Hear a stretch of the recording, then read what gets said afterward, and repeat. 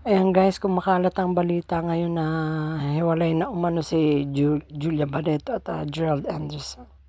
Ayan nga, dahil ilang 9 weeks na yung nakita pang huling magkasama sila eh. Tsaka medyo cryptic din yung message ni Marjorie Barreto tsaka ni Danny Barreto sa Egypt, mga post ni Julia Barreto.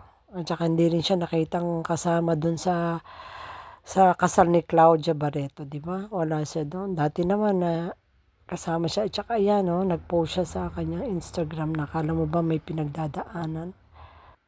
At ito nga guys, pagbalik ni Julia galing Egypt, hindi pa rin sila nakita magkasama, 'di ba? Dapat magkasama na sila dahil miss nilang isa't isa. Palagi naman gano'n eh.